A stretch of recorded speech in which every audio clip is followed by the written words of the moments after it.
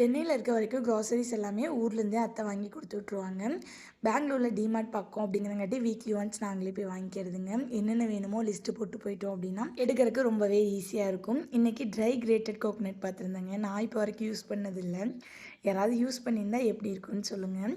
எப்போ டிமார்ட் போனாலும் ஷஷன் குட்டிக்கு ஒரு டாயாவது வாங்கி கொடுக்கணுங்க. அங்கே எல்லாமே 200 300 தான் இருக்கும். இது ஒன்று மட்டும் 56 அண்ட் ரொம்ப யூஸ்ஃபுல்லாகவும் இருக்கிற மாதிரி ஃபீல் ஆச்சு.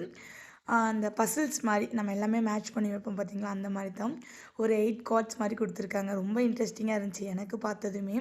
அதை தான் அவங்க அப்பா சொல்கிறாங்க, அவன் விளையாடணும் இல்லையோ நீ நல்லா விளையாடுவேன்னு சொல்லி வந்த கையோடவே மற்ற எல்லா திங்ஸுமே அன்பேக் பண்ணி வச்சாச்சுங்க. ஏன்னா மார்னிங் குக் பண்ணுறதுக்கு கண்டிப்பாக கஷ்டமாக இருக்கும் இதெல்லாம் இருந்தால்.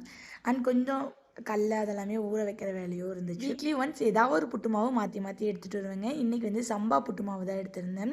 டபுள் காஸ் பிராண்டில் ரொம்ப நல்லாயிருக்கும். அண்ட் சஷன் குட்டிக்கு பாப்கார்ன் ரெடி பண்ணலான்னு சொல்லிட்டு மக்காச்சோளம், அதுக்கப்புறம் ஒயிட் சுண்டல் இதெல்லாமே வாங்கிட்டு வந்திருந்தேங்க. இந்த ராஜ்மா வந்துட்டு தனியாக வேக வச்சு கொடுத்தோம் அப்படின்னா சாப்பிட்றதே கிடையாது. ஸோ நான் வந்து ஒயிட் சுண்டலும் ராஜ்மாவும் ஒன்றா மிக்ஸ் பண்ணி வச்சுருவேன். நம்ம போடும்போது ரெண்டும் ஆட் பண்ணிடுவோம் பார்த்தீங்களா, அதனால தான். நாட்டு சர்க்கரையெல்லாம் எங்கள் ஊரில் ஆலை இருக்கங்காட்டி டேரெக்டாக போய் ஒரு 5 கிலோ வாங்கிட்டு வந்துடுவோங்க. இந்த டைம் சுத்தமாக காலி ஆகிடுச்சின்னு சொல்லி இந்த பேக்கெட் ஐட்டமில் தான் வாங்கியிருந்தோம். பட் ஒரு மாதிரி மண் மாதிரி இருக்குது, அதனால தான் பார்த்துட்டு